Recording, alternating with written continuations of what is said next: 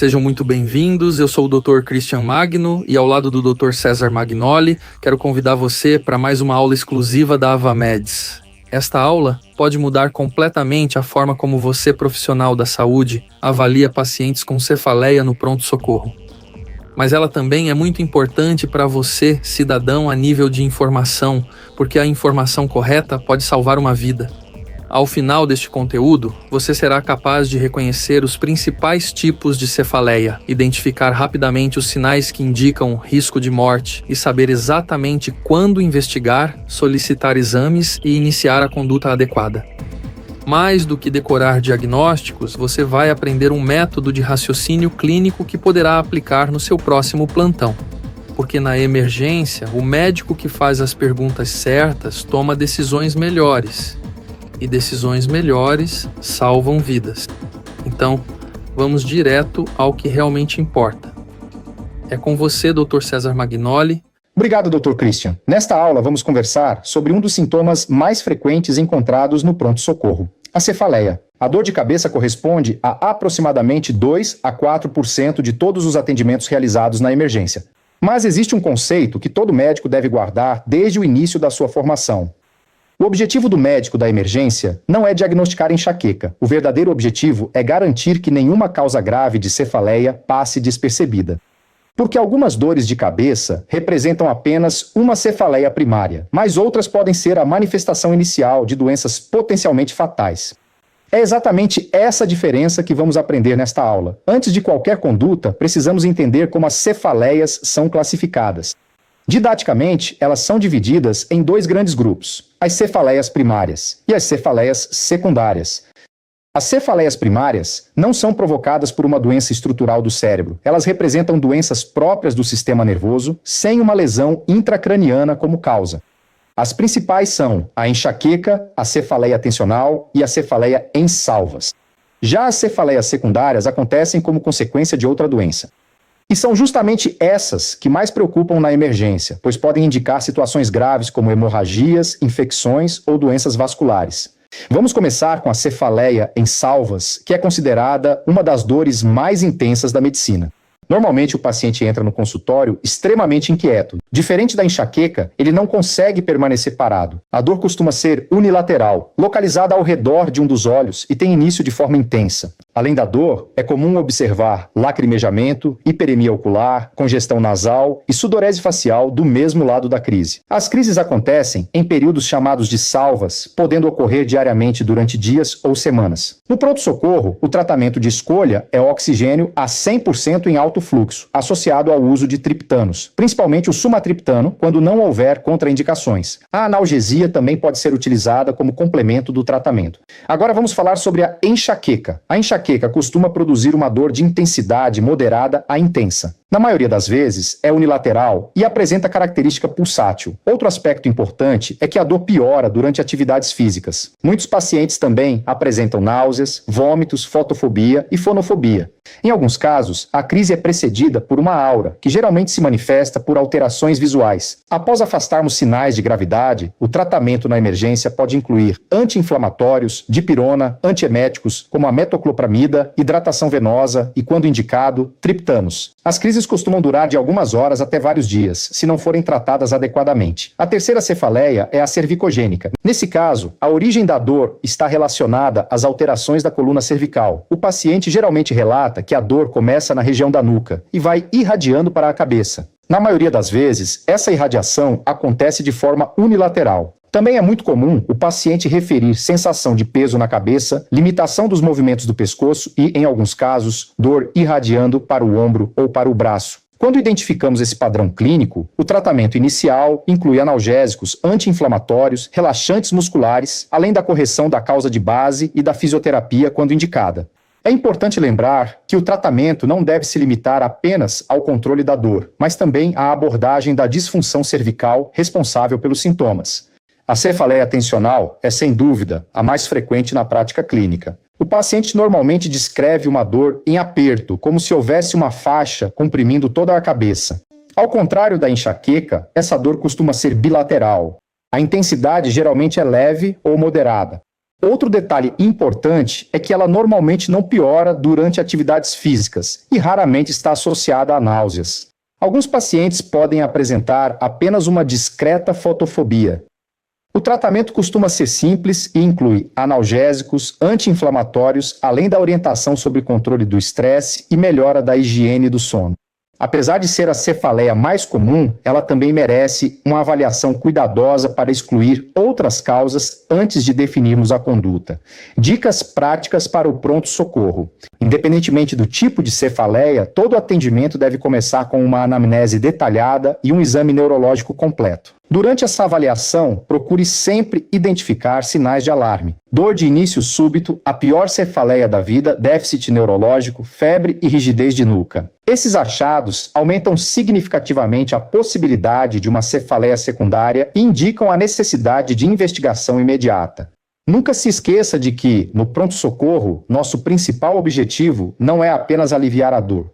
Nosso compromisso é identificar rapidamente os pacientes que apresentam uma condição potencialmente grave, iniciar o tratamento adequado e garantir a melhor assistência possível, desde os primeiros minutos do atendimento. A cefaleia corresponde a cerca de 2 a 4% das consultas no pronto-socorro. Mas existe um ponto muito importante. O papel do médico da emergência não é diagnosticar enxaqueca. O papel do médico da emergência é não deixar passar uma causa grave de cefaleia. Agora vamos falar da classificação das cefaleias. As cefaleias são classificadas em 2 grandes grupos: cefaleias primárias e cefaleias secundárias. As cefaleias primárias não são causadas por doença estrutural do cérebro. As principais são enxaqueca ou migrânia, características: dor pulsátil, geralmente unilateral, náuseas ou vômitos, sensibilidade à luz e ao som com duração de 4 a 72 horas. Alguns pacientes podem apresentar aura neurológica antes da dor. A cefaleia tensional é a cefaleia mais comum na população. Características: dor, impressão ou aperto, geralmente bilateral, com intensidade de leve a moderada e não costuma ter náuseas importantes. Durante a avaliação da cefaleia, existe um ponto importante do exame físico chamado ponto gatilho de Arnold. Esse ponto corresponde à emergência do nervo occipital maior, também chamado de nervo de Arnold. Vamos entender a anatomia. O nervo occipital maior origina-se da raiz dorsal de C2. Ele emerge na região posterior do pescoço e ascende para inervar o couro cabeludo occipital, região posterior da cabeça e parte do vértex. Agora vamos entender a localização do ponto de Arnold. Ele fica localizado na região occipital e pode ser encontrado aproximadamente de 2 a 3 centímetros lateral à linha média, logo abaixo da linha nucal superior. Como examinar? O exame é simples. O médico realiza pressão digital sobre esse ponto na região occipital. Quando existe irritação do nervo occipital, essa compressão pode desencadear dor local intensa, irradiação da dor para o couro cabeludo, reprodução da cefaleia do paciente. O que significa um ponto de Arnold positivo? A presença de dor nesse ponto pode sugerir neuralgia occipital ou cefaleia cervicogênica. Essas cefaleias costumam estar relacionadas a tensão muscular cervical, disfunções da coluna cervical, compressão ou irritação do nervo occipital. Agora vamos entender profundamente o que é a cefaleia em salvas. Ela é uma das dores mais intensas da medicina. Características: dor intensa ao redor do olho, lacrimejamento, congestão nasal, e tem duração entre 15 e 180 minutos. O paciente também costuma ficar agitado e inquieto. Durante muitos anos, alguns médicos utilizavam lidocaína intranasal para tratar crises de cefaleia em salvas. A lidocaína era aplicada na narina do mesmo lado da dor para bloquear o gânglio esfenopalatino, que participa do circuito da dor trigêmino autonômica. Alguns pacientes apresentavam alívio rápido da dor. No entanto, atualmente, o tratamento abortivo de primeira linha da cefaleia em salvas é feito com a administração de oxigênio a 100% em alto fluxo ou sumatriptano na dose de 6 mg, sendo a lidocaína intranasal reservada apenas como uma opção adjuvante em situações específicas, quando houver indicação clínica.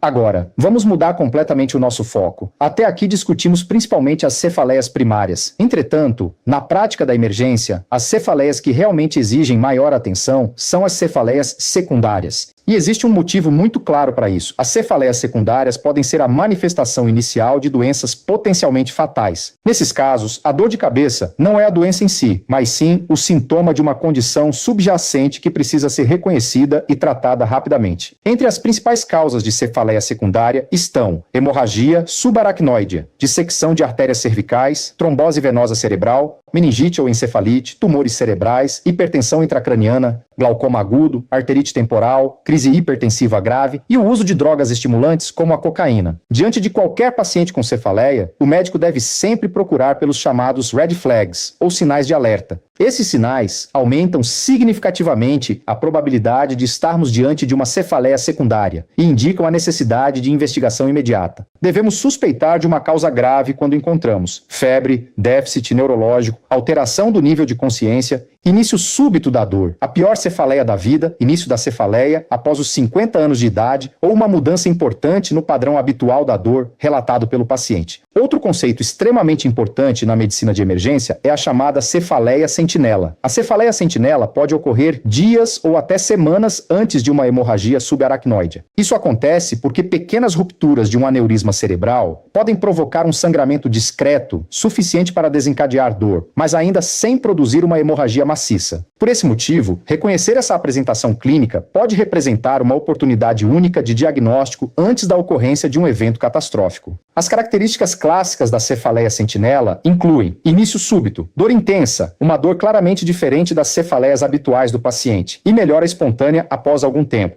Estima-se que até metade dos pacientes que desenvolvem uma hemorragia subaracnoide tenham apresentado previamente um episódio compatível com cefaleia sentinela. Esse dado reforça a importância de uma anamnese cuidadosa e da valorização de qualquer mudança significativa no padrão da dor. Existe ainda um tipo de apresentação clínica que todo médico da emergência deve reconhecer imediatamente: a cefaleia entrovoada, também conhecida pelo termo em inglês thunderclap headache. Ela é definida como uma cefaleia que atinge sua intensidade máxima em menos de 1 minuto. Essa característica, por si só, deve despertar forte suspeita para a hemorragia subaracnoide, até que essa hipótese seja definitivamente excluída. Entretanto, essa apresentação também pode estar associada a outras condições graves, como dissecção arterial, trombose venosa cerebral, síndrome da vasoconstrição cerebral reversível e apoplexia hipofisária. Na medicina de emergência, existe uma regra simples, mas extremamente importante. Toda cefaleia entrovoada deve ser investigada como hemorragia subaracnoide, até prova em contrário. Esse é um princípio que deve orientar o raciocínio clínico de todo médico diante de um paciente com início súbito de uma cefaleia intensa. Uma vez identificada essa possibilidade, iniciamos a investigação de forma sistemática. E tudo começa por uma boa história clínica. A anamnese continua sendo uma das ferramentas mais importantes da medicina e muitas vezes é ela que direciona todo o restante da investigação. Durante essa avaliação, algumas perguntas são fundamentais. Pergunte ao paciente: quando a dor começou, o início foi súbito ou progressivo? Essa é a pior dor de cabeça da sua vida. Existe febre associada? Há rigidez de nuca? Houve algum trauma recente? O paciente possui história de câncer ou algum quadro de imunossupressão? Cada uma dessas respostas contribui para estimar o risco de estarmos diante de uma cefaleia secundária e orienta os próximos passos da investigação. Após uma anamnese criteriosa, realizamos um exame neurológico completo. Esse exame deve ser conduzido de maneira sistemática, avaliando cuidadosamente o nível de consciência, as pupilas, os pares cranianos, a presença de déficits neurológicos focais, sinais meníngeos, e a fundoscopia, sempre que possível, para pesquisar papilidema. Nenhuma dessas etapas deve ser negligenciada, pois pequenas alterações podem representar doenças neurológicas potencialmente graves. Depois da avaliação clínica, surge uma pergunta muito frequente na prática: quando devemos solicitar uma tomografia de crânio? Na emergência, a tomografia está indicada sempre que identificarmos sinais de alerta ou houver suspeita de uma cefaleia secundária. As principais indicações incluem cefaleia súbita e intensa, déficit neurológico, alteração do nível de consciência, papilidema, trauma craniano, imunossupressão e início da cefaleia após os 50 anos de idade. Nessas situações, a tomografia de crânio deve fazer parte da investigação inicial. Existe um conceito extremamente importante que todo médico precisa lembrar. Uma tomografia de crânio normal não exclui completamente uma hemorragia subaracnoide. Se a suspeita clínica permanecer elevada, mesmo diante de uma tomografia sem alterações, o próximo passo é realizar uma punção lombar. O estudo do líquor pode fornecer informações decisivas para o diagnóstico. Na análise do líquido cefalorraquidiano, devemos procurar, principalmente, presença de hemácias e xantocromia, que corresponde à coloração amarelada do líquor após centrifugação. Por que ocorre a xantocromia? Entender o mecanismo da xantocromia ajuda a compreender sua importância clínica. Quando ocorre uma hemorragia no espaço subaracnoide, as hemácias passam para o líquor. Com o passar das horas, essas hemácias sofrem lise. A partir dessa lise ocorre liberação de hemoglobina. Posteriormente, essa hemoglobina é metabolizada em bilirrubina e outros pigmentos amarelados. É exatamente esse processo que produz a xantocromia observada no líquor. A xantocromia geralmente aparece entre 6 e 12 horas após o sangramento e pode permanecer presente por até 2 semanas. Esse é um detalhe muito importante na prática. Quando encontramos xantocromia, esse achado não corresponde a uma punção traumática, mas sim sugere fortemente um sangramento ocorrido antes da coleta do líquor.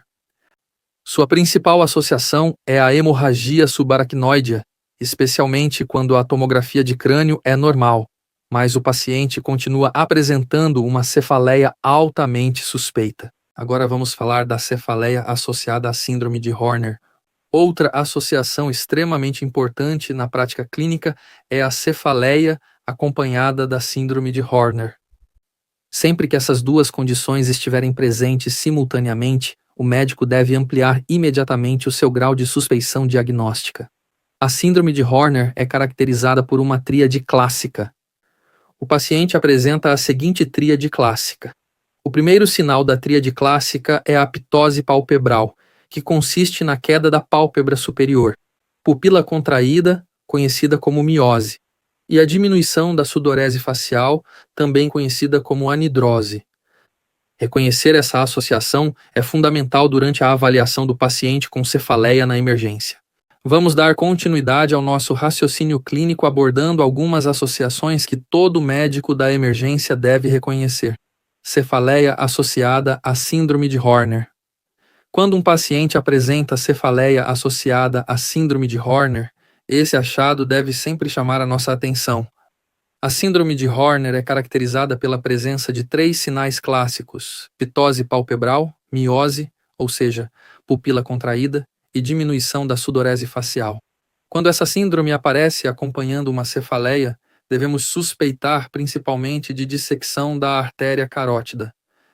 Trata-se de uma condição potencialmente grave, que exige investigação rápida e tratamento precoce para reduzir o risco de complicações neurológicas. Outra situação extremamente importante é a cefaleia acompanhada de febre. Nesses casos, nosso primeiro pensamento deve ser uma possível infecção do sistema nervoso central. Entre os principais diagnósticos diferenciais estão meningite, encefalite e abscesso cerebral. Quando essa hipótese estiver presente, pode ser necessária a realização de uma punção lombar, sempre após avaliação por exames de imagem. Outra causa importante de cefaleia, especialmente em pacientes com mais de 50 anos, é de arterite temporal. O quadro clínico costuma apresentar algumas características típicas: dor na região temporal, sensibilidade no couro cabeludo e dor ao mastigar. Os exames demonstram elevação do VHS e da proteína C reativa. No entanto, o tratamento com corticoide não deve aguardar a confirmação para evitar a perda visual. Diante de forte suspeita clínica, a corticoterapia deve ser iniciada imediatamente. Essa conduta é essencial para evitar a perda permanente da visão. Depois de excluir causas secundárias potencialmente graves, podemos direcionar o tratamento para as cefaleias primárias. Cada tipo de cefaleia possui características clínicas próprias e, consequentemente, uma abordagem terapêutica específica. Na enxaqueca, utilizamos analgésicos, anti-inflamatórios, metoclopramida para controle das náuseas, corticosteroides em situações selecionadas e triptanos quando houver indicação clínica. Na cefaleia em salvas, o tratamento de primeira linha permanece oxigênio em alto fluxo associado ao sumatriptano. Já na cefaleia tensional, geralmente utilizamos analgésicos simples, anti-inflamatórios, além de medidas físicas e orientações para controle dos fatores desencadeantes. Existe uma mensagem que todo médico deve levar para o plantão. Na emergência, o nosso principal objetivo não é provar que o paciente tem enxaqueca. O verdadeiro objetivo é garantir que não estamos diante de uma doença potencialmente grave, como uma hemorragia cerebral, uma dissecção arterial ou uma meningite. Sempre que houver sinais de alerta, a cefaleia deve ser investigada de maneira criteriosa, utilizando um raciocínio clínico organizado e baseado em evidências. É esse raciocínio que aumenta a segurança do paciente e reduz a possibilidade de diagnósticos potencialmente fatais passarem despercebidos. Agora vamos abordar uma condição frequentemente subdiagnosticada, mas extremamente comum na prática clínica, a enxaqueca vestibular, também conhecida como vertigem migranosa. Ela representa uma das causas mais frequentes de tontura episódica em adultos.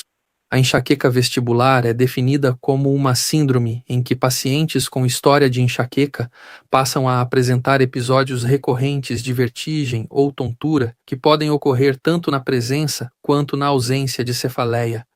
O mecanismo envolve alterações do sistema vestibular central, levando a flutuações do limiar sensorial. Os sintomas vestibulares podem ser bastante variados. O paciente pode apresentar vertigem rotatória, sensação de desequilíbrio, oscilopsia, sensação de cabeça leve ou de flutuação, hipersensibilidade a estímulos visuais e intolerância a ambientes com excesso de estímulos, como supermercados, shopping centers ou locais muito movimentados. A duração das crises é variável. Os episódios podem durar de alguns minutos até vários dias, apresentando comportamento flutuante. É importante lembrar que essas crises podem ocorrer tanto com cefaleia quanto sem dor de cabeça associada. Além dos sintomas vestibulares, muitos pacientes apresentam manifestações típicas da enxaqueca, como fotofobia, fonofobia, escotomas visuais, sensação de pressão cefálica, aura e náuseas importantes. O diagnóstico é essencialmente clínico e baseia-se nos critérios da International Headache Society e da Barani Society. Os principais critérios incluem pelo menos 5 episódios de sintomas vestibulares moderados ou intensos, com duração entre 5 minutos e 72 horas, história prévia de enxaqueca, com ou sem aura, e em pelo menos 50% dos episódios, associação com cefaleia migranosa, fotofobia, fonofobia ou aura visual. Também é indispensável excluir outras doenças vestibulares capazes de explicar os sintomas. Durante o exame físico, o nistagmo pode estar presente, embora não seja obrigatório. Na maioria dos casos, os testes vestibulares permanecem normais. Os exames complementares têm papel principalmente na exclusão de diagnósticos diferenciais como vertigem posicional paroxística benigna, neurite vestibular, acidente vascular encefálico e tumores da fossa posterior. Entre os principais diagnósticos diferenciais devemos lembrar vertigem posicional paroxística benigna atípica, neurite vestibular, doença de Meniere, enxaqueca com aura visual e vertigem fóbica persistente, também conhecida como PPPD. Os gatilhos são semelhantes aos observados na enxaqueca clássica. Entre eles destacam-se jejum prolongado, privação de sono, estresse, flutuações hormonais, consumo de vinho tinto, queijos fortes e chocolate, exposição prolongada às telas e ambientes com intenso estímulo visual ou sensorial. No tratamento durante a crise aguda, podemos utilizar antieméticos como ondansetrona, bromoprida e metoclopramida, antivertiginosos por curto período como dimenidrinato e prometazina, analgésicos, triptanos quando houver componente migranoso evidente e magnésio intravenoso ou via oral em alguns cenários. É importante evitar o uso prolongado de antivertiginosos, pois eles podem retardar a compensação vestibular. A profilaxia segue praticamente os mesmos princípios da enxaqueca clássica. Entre as principais opções estão beta-bloqueadores, antidepressivos tricíclicos, anticonvulsivantes, bloqueadores dos canais de cálcio. Nos casos refratários podem ser utilizados duloxetina, venlafaxina, lamotrigina, gepantes e anticorpos anti-CGRP. A reabilitação vestibular desempenha papel fundamental, especialmente nos pacientes com crises frequentes, intolerância visual, desequilíbrio residual e ansiedade após as crises. Quando associada à profilaxia medicamentosa, costuma apresentar excelente resposta clínica. Além disso, medidas relacionadas ao estilo de vida são indispensáveis. Orientamos: manter sono regular, evitar jejum prolongado, reduzir gatilhos alimentares, controlar o estresse, manter hidratação adequada e limitar a exposição a telas e ambientes visualmente complexos durante as crises. Prognóstico e investigação por imagem. O prognóstico costuma ser bastante favorável quando o tratamento é instituído corretamente. As crises tendem a diminuir ao longo dos meses, embora alguns pacientes evoluam para cronificação quando não recebem acompanhamento adequado. A reabilitação vestibular reduz significativamente a recorrência dos sintomas. Devemos solicitar ressonância magnética de encéfalo com ênfase na fossa posterior quando houver déficits neurológicos focais, nistagmo vertical puro ou não fatigável, primeira crise após os 60 anos, fatores de risco vascular elevados, cefaleia diferente do padrão habitual, ou piora progressiva e contínua dos sintomas sem períodos livres. Chegamos ao final de mais uma aula da AvaMeds. Eu sou o Dr. Christian Magno e ao lado do Dr. César Magnoli quero agradecer por você ter dedicado este tempo ao seu desenvolvimento profissional. Talvez, antes desta aula, cefaleia parecesse apenas mais uma queixa comum do pronto-socorro. Mas agora você sabe que por trás de uma dor de cabeça podem existir diagnósticos completamente diferentes. Pode ser uma enxaqueca, pode ser uma cefaleia tensional, mas também pode ser uma hemorragia subaracnoidea, uma dissecção da artéria carótida, uma infecção do sistema nervoso central ou outra condição que exige intervenção imediata. E é exatamente por isso que o médico precisa estar preparado. Não apenas para decorar doenças, mas para reconhecer padrões, identificar sinais de alerta e tomar decisões com segurança. Agora, faça uma coisa importante. Salve esta aula para revisar antes dos seus próximos plantões e compartilhe com aquele colega que também precisa se sentir mais seguro diante de um paciente com cefaleia. E conte para nós nos comentários. Qual parte desta aula mais mudou a sua forma de avaliar uma dor de cabeça na emergência? A sua participação também ajuda outros profissionais a aprenderem. Obrigado por fazer parte da nossa comunidade. Aqui conhecimento não termina na teoria. Conhecimento se transforma em decisão. Nós somos a AvaMeds, descomplicando a medicina. Até a próxima aula.